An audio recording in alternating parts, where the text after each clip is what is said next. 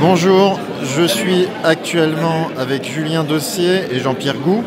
Jean-Pierre Gou est l'auteur de Blue Turn, celui qui nous fait découvrir l'Overview Effect depuis l'espace à travers ses romans.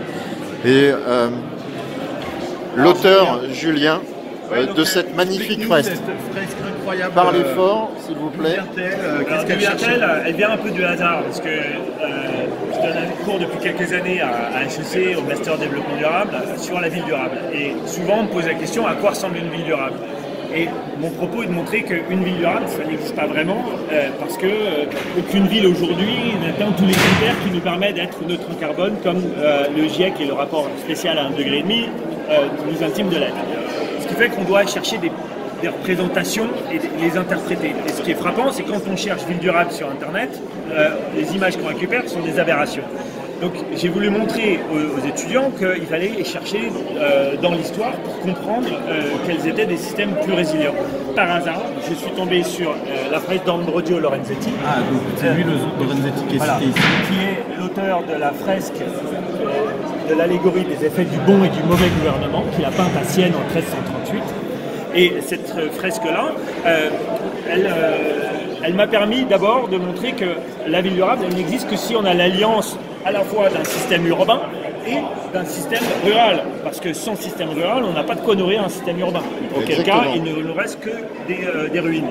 Donc, puisqu'on a besoin d'un système rural et d'un système urbain, c'est ce que j'ai vu d'abord dans la fresque. Et après, j'ai passé du temps et j'ai vu qu'elle disait bien autre chose. Ce n'est pas simplement l'espace qu'on voit depuis le TGV, l'espace dans lequel on vit, mais c'est vraiment la réunion de deux parties absolument essentielles qui font système, parce qu'on voit que les flux d'abord de la campagne s'organisent pour nourrir via un schéma d'alimentation et de logistique qui converge vers une zone d'échange qui est marquée par cette bande centrale qui sert initialement de membrane, séparant les deux parties, mais qui les relie vraiment comme une membrane dans un être symbiotique, et avec une forme de porosité d'ailleurs. C'est pas une membrane hermétique, on n'oppose pas l'un et l'autre, on dit chacun ajoute une fonction complémentaire à l'autre. Et par la porosité, les flux de matière organique, d'énergie, de matériaux, d'alimentation rentrent dans la vie, sont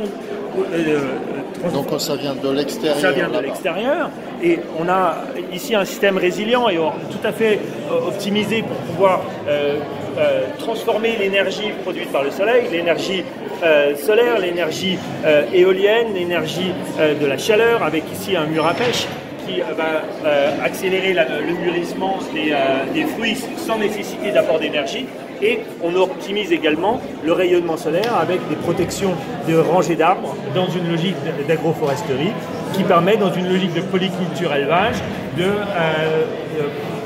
mutualiser les co-bénéfices des différentes espèces qui sont cultivées ensemble et produisent de manière très rentable en système infiniment intensif sur des petites surfaces sans apport de produits chimiques avec un minimum d'engrais. Alors dans cette société, il n'y a pas de superflu. On va à l'essentiel, on nourrit les gens, donc ça c'est une des fonctions principales. On les habille aussi. Alors oui, bien sûr, parce que ici on va se retrouver avec des possibilités justement d'avoir des filatures et des usines de transformation. On a une évocation d'usine là. C'est ici on a les machines, la main-d'œuvre, les savoir-faire qui nous permettent de transformer la matière première et de créer de la valeur, du coup d'envisager un système technique qui va s'outiller pour pouvoir développer d'autres fonctions à partir des matériaux qu'on a extraits. Et on voit qu'on a une progression qui part d'un état de nature, et on verra à quel point on est dans l'évocation historique également de la transformation. Et on a une consolidation des richesses et des actifs. On voit qu'on part du bas et on est dans le registre du quotidien. Toutes ces scènes-là sont dans le registre du quotidien, dans le bas de la fresque. Et plus on s'élève, là on est dans l'appareil productif au milieu, et en haut on est dans le long terme. On est dans le patrimoine, ce qu'on transmet aux générations futures, les bâtiments religieux, comme les bâtiments patrimoniaux, comme les bâtiment qui nous aide à situer nos territoires. On a ici un exemple d'un beffroi, mais qui pourrait être aussi un clocher ou une tour de référence. En tout cas, c'est le point qui aide à incarner notre village, notre endroit, notre ville. On ne sait pas si c'est une grande ville ou pas d'ailleurs. On sait juste que c'est une partie bâtie qui s'articule avec une partie nourricière. Ouais. Et voilà un système qui nous amène également à penser en réseau, puisque on évoque à distance d'autres territoires qui sont très visiblement complémentaires.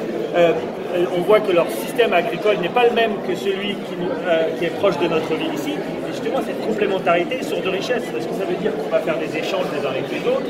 Et comme on a un système de gouvernance qui est apaisé, la complémentarité est une source de développement pour les uns et les autres, et pas une source de compétition. On est vraiment là dans une logique de coopération entre les territoires. Et cette logique de coopération est un des gages de la résilience long terme et de la façon dont on peut préserver des communs. Ouais. On arrive sur le registre des communs.